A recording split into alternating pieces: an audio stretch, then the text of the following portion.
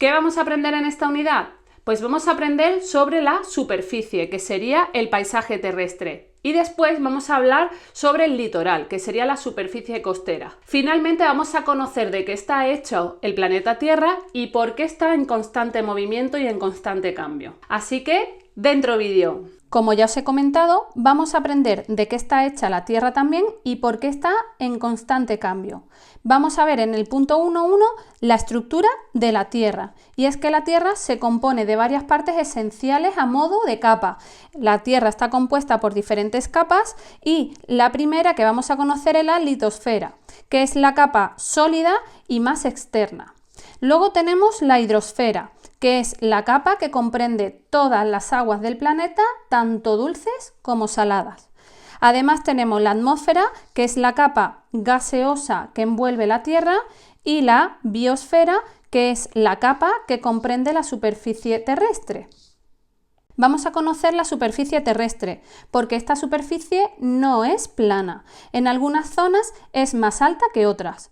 Las zonas bajas normalmente están cubiertas por agua. ¿Y qué se forma aquí? Pues tenemos por un lado los océanos, que son grandes masas de agua salada. Y luego tenemos los mares. Los mares serían más pequeños que los océanos y estarían cercanos a la costa y con una profundidad menor que los océanos.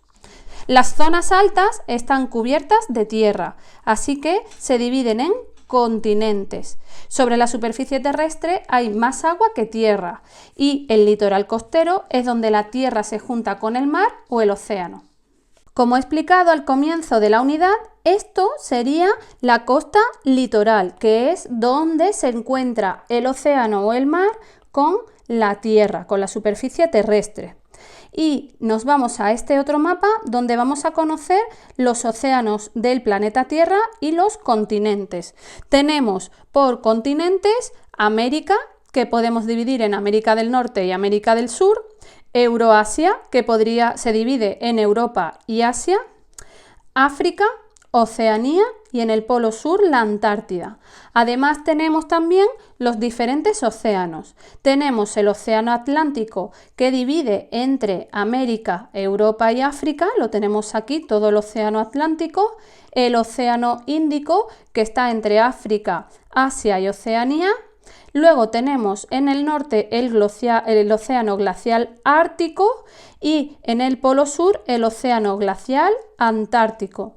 Y finalmente tenemos el océano más grande, que es el océano Pacífico, que no hay dos. Ten en cuenta que esta proyección del mapa nos hace que parezca que hay dos océanos, pero no. Si juntamos el mapa y hacemos lo que es el planeta Tierra, el océano Pacífico divide la costa de Asia y Oceanía y la costa oeste de América. Así tienes que aprenderte los océanos y los continentes del planeta Tierra. El planeta Tierra se conforma, como hemos visto, de océanos y continentes. Y para que comprendas mejor esto, tienes que ver que está formado el planeta Tierra por el 71% de océanos y el 29% de superficie terrestre. Además, si vemos los océanos de mayor tamaño a menor tamaño, que lo tenemos aquí en orden, el primero y más grande es el océano Pacífico. En este caso, aunque se llama océano Pacífico, contarte como anécdota que precisamente es el océano más agitado, porque es donde ocurren los tsunamis. El océano Atlántico, luego tenemos el océano Índico y luego finalmente el océano glacial antártico y el océano glacial ártico. Con respecto a los continentes, el continente más grande, por así decir, es Asia, después iría África, Norteamérica y Suramérica, Antártida, Europa y Oceanía, que sería el continente más pequeño. ¿Y qué es la altitud? Pues la altitud es la distancia que hay verticalmente desde el nivel del mar. Siempre medimos la altitud desde el nivel del mar, ¿vale? Y a partir de aquí podemos diseñar lo que se conocen como los mapas topográficos. ¿Qué es esto? Pues muestran la forma de la superficie terrestre y en ello nos muestran las áreas altas y bajas, mostrando así el relieve y la altitud de la zona en un mapa. Y así podemos saber la altitud que tienen diferentes zonas terrestres como las montañas, las cordilleras o las mesetas que vamos a ver más adelante.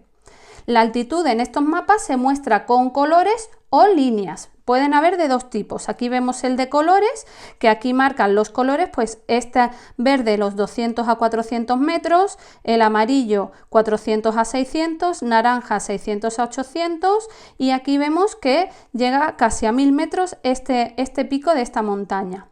O también lo vemos en líneas de contorno, como vemos aquí a la derecha, que no tienen colores, pero conectan los puntos a la misma altitud y nos muestra la forma que tendría esta altitud en la superficie terrestre.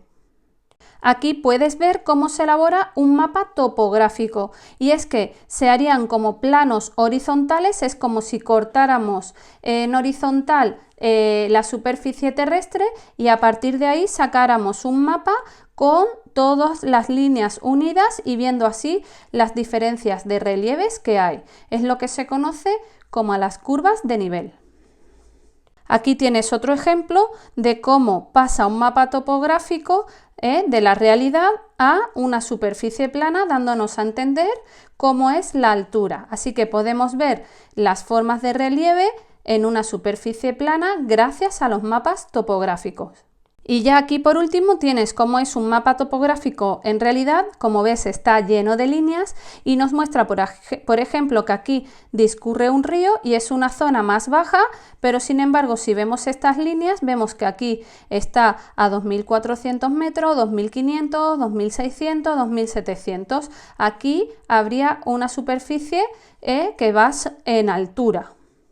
En el punto 2 vamos a conocer el litoral, que es la línea de costa. Vamos a conocer todas sus características y un montón de palabras nuevas que vamos a conocer ahora. Como os he comentado antes, el litoral es la línea de costa alrededor de la superficie terrestre, pero en base a cómo es esta, tenemos diferentes casos. El primero que vamos a conocer es una isla. Una isla es un área de tierra completamente rodeada por agua. Y a un grupo de islas, como por ejemplo Canarias o Nueva Zelanda, se le conoce como archipiélago. Así que una isla sola sería isla y un conjunto de islas sería un archipiélago. Tenemos ahora también un istmo. El istmo es un cuello estrecho entre dos porciones de tierra. Vamos a ver luego en la siguiente algunas imágenes. Y una península sería una extensión de tierra que está rodeada de agua por todas partes excepto por una zona o istmo que la une al continente. Y ahora vamos a ver imágenes para que lo comprendas mejor. Aquí tenemos la foto de una isla y aquí tendríamos la foto de un archipiélago, un conjunto de islas. Vamos a ver mejor ahora el istmo y la península. Aquí en esta imagen podemos ver el istmo y es que justamente aquí se une ambas partes de tierra. Esta parte estrecha de ambas zonas de tierra sería el istmo. ¿Qué más tenemos? La península. La península sería una porción de tierra pero que está unida por una parte al continente, como podemos ver aquí. Toda esta península es bordeada por agua, excepto por un lado donde se une al continente.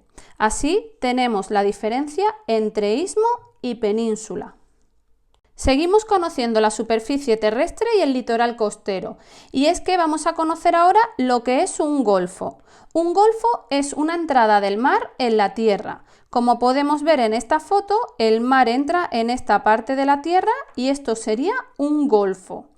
Pero además tenemos las bahías. Las bahías serían más pequeñas que los golfos y tienen forma redondeada. Si nos fijamos bien en esta imagen, aquí en pequeñito vemos una entrada de la tierra y justo ahí eso sería una bahía.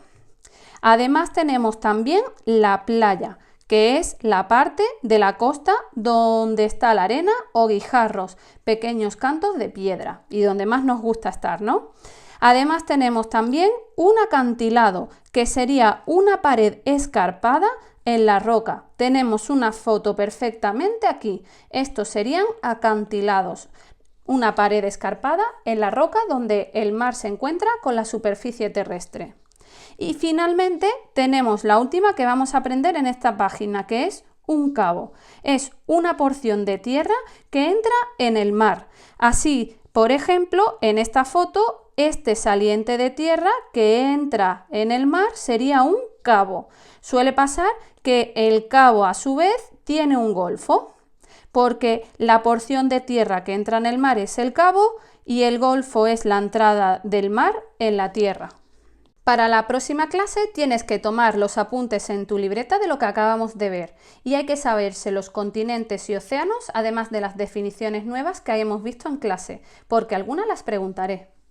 Cuando vemos una extensión de terreno en algún lugar es un paisaje y es lo que vamos a conocer ahora en nuestro punto 3. Vamos a aprender nuevas definiciones con el paisaje y es que una cordillera es un conjunto de montañas. A una montaña sola se le llama pico. Además, un valle es el área que hay entre dos montañas en el que a veces discurre un río. Una colina es como una montaña, pero más pequeña y menos empinada. Una llanura serían unas áreas planas, normalmente cercanas al mar. Tenemos en zonas altas, encontramos las mesetas, que son zonas planas como las llanuras, pero elevadas. Un cañón o garganta sería un canal profundo cortado por un río. Y una cuenca o depresión es una zona que está por debajo del nivel del mar. Ahora, con imágenes vas a comprender mejor estas definiciones. Ahora, en estas imágenes vas a comprender mejor lo que he explicado anteriormente. Una montaña sería la elevación natural de un terreno a gran altura, pero si tengo un conjunto de montañas sería una cordillera. Entre las montañas normalmente discurre un valle, que sería una zona a menor altitud entre montañas, y a veces por aquí pasa un río. La llanura sería una superficie plana que encontramos y normalmente está cerca de lo que es la playa o el litoral. Una península estaría rodeado de nivel de agua, de mar, menos por un lado esta superficie terrestre. La meseta sería como la llanura, pero está elevada. Así que es una superficie plana, pero realmente está elevada con respecto al nivel del mar. ¿Qué más tenemos? Un golfo que lo hemos visto antes, que es la entrada del mar en la costa, y las bahías, que son más pequeñas. Un cabo es el saliente de la tierra hacia el mar y un istmo es una porción estrecha de tierra que une una península con el resto del territorio. También hemos visto una isla que sería una porción de tierra rodeada por agua y un conjunto de islas sería un archipiélago. Y aquí veríamos un cañón o garganta que sería por donde discurre un río y hay como una rotura de la tierra que se ha quedado esta parte escarpada.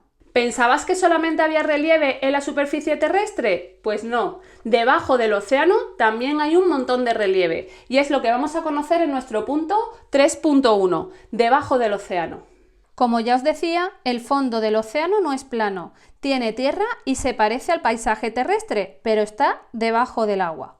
¿Qué tenemos aquí? Pues por un lado la dorsal oceánica, que son montañas debajo del océano. Si son muy altas, llegan a formar lo que vemos como islas. Tenemos además también la plataforma continental, son zonas planas como las mesetas. Luego tenemos las fosas oceánicas, que son canales profundos en el fondo del océano como si fueran cañones. Y finalmente la llanura abisal, que son llanuras que se encuentran a grandes profundidades, a unos 3.000 o 6.000 metros bajo el nivel del mar. Aquí en esta imagen vas a comprender mejor cómo es el relieve submarino. Como podemos ver, tienes la plataforma continental, que sería la prolongación de los continentes que se ve bajo el mar. Esto sería como la playa y la parte que todavía no es tan profunda. Cuando avanzamos nos encontramos el talud continental, que es un escalón pronunciado que hace una pendiente hasta el final de la plataforma continental, que lo que tenemos aquí sería la llanura abisal, que es una llanura a gran cantidad de profundidad, a unos 4.000, 5.000, 6.000 metros de profundidad. Y luego tenemos las fosas marinas, que son profundas cavidades situadas en el fondo de los océanos y que la más profunda está a unos 11.000 metros de profundidad. Así que imaginaros.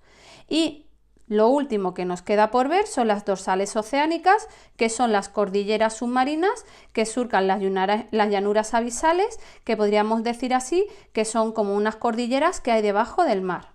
Ya estamos llegando casi al final de nuestro tema y trata sobre de qué está hecha la Tierra. Es nuestro punto 4 y es que la Tierra está formada por diferentes capas. Vamos a conocerlas al detalle.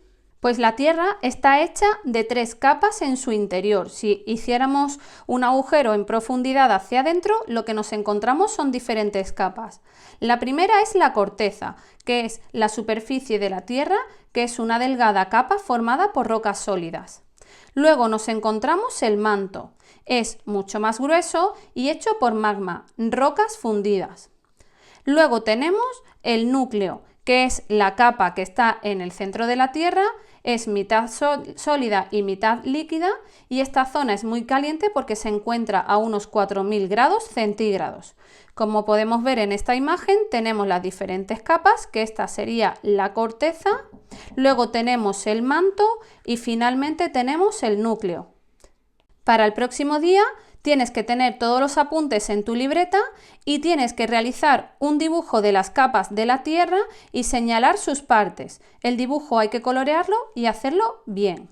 La corteza de la Tierra no es una gran pieza sola, sino que es un conjunto de placas tectónicas que están en constante movimiento porque están en lo alto del manto. Este movimiento tiene unas consecuencias que vamos a conocerlas en nuestro punto 5, las placas tectónicas. Y es que la corteza de la Tierra no es una gran pieza sola, es que está dividida en pequeñas piezas llamadas placas tectónicas, que es lo que vamos a ver en este punto 5. Estas placas se mueven debido a que el manto de la Tierra se encuentra debajo y se mueve muy lentamente. Se mueve tan lentamente que hace que estas placas se vayan moviendo.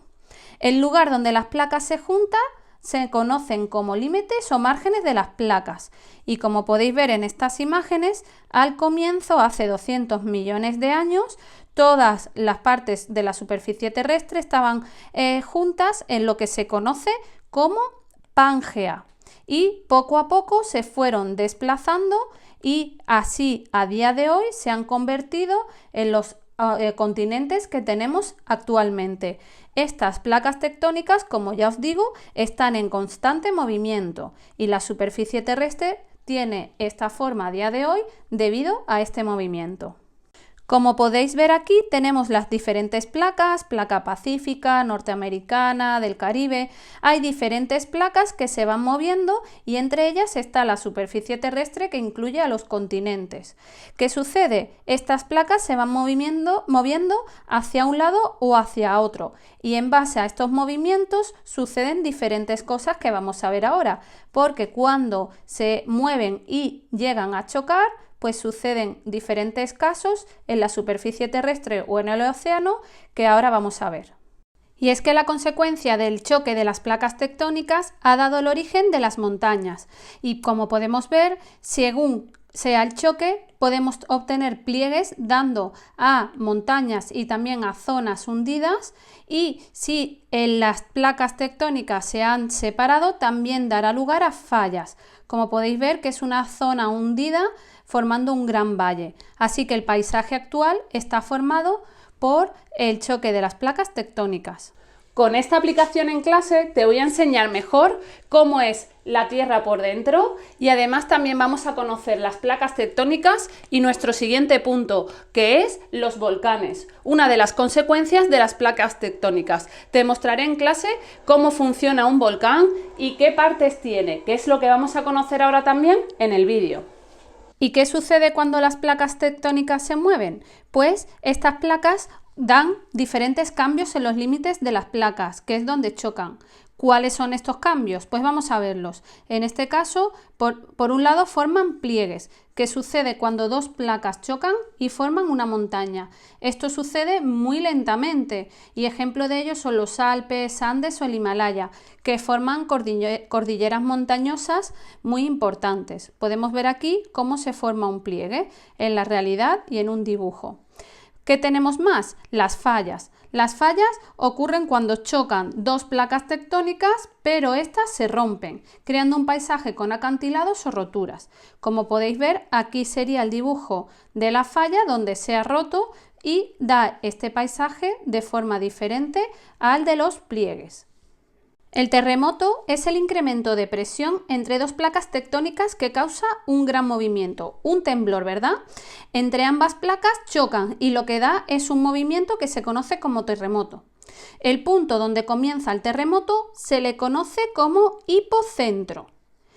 Las ondas de choque que causan vibraciones, que es lo que notan las personas en un terremoto, estarían dadas desde el hipocentro, pero el epicentro es el punto en la Tierra donde sucede el terremoto. Ahí es donde notamos ese temblor que dan los terremotos. La magnitud de un terremoto se mide por la escala de Richter en diferentes grados.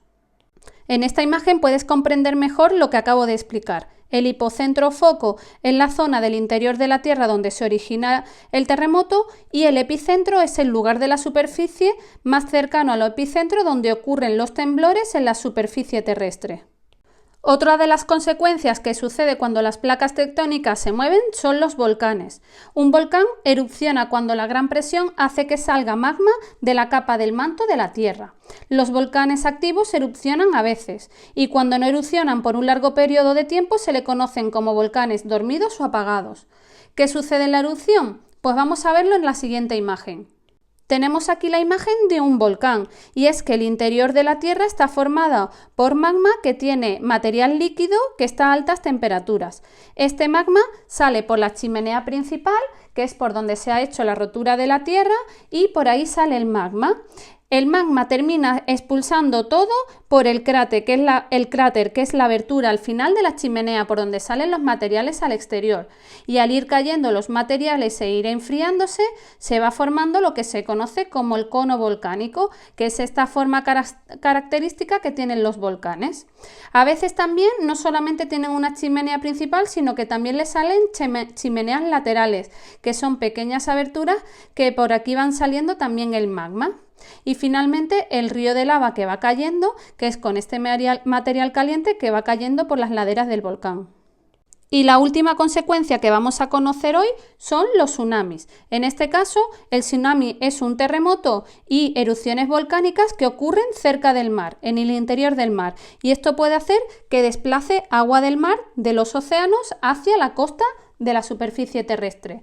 A esto es lo que se conoce como tsunami. Son olas enormes que pueden llegar hasta los 40 metros de altura y causan grandes daños en las zonas de la costa.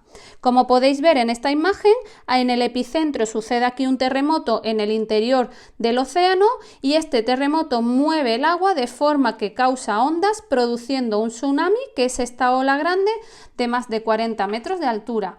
Como puedes ver aquí también, el terremoto sucede aquí en el interior del océano, pero esa ola se va desplazando hacia alrededor de todos los lugares que le toquen y terminando esa ola en las costas de los diferentes países.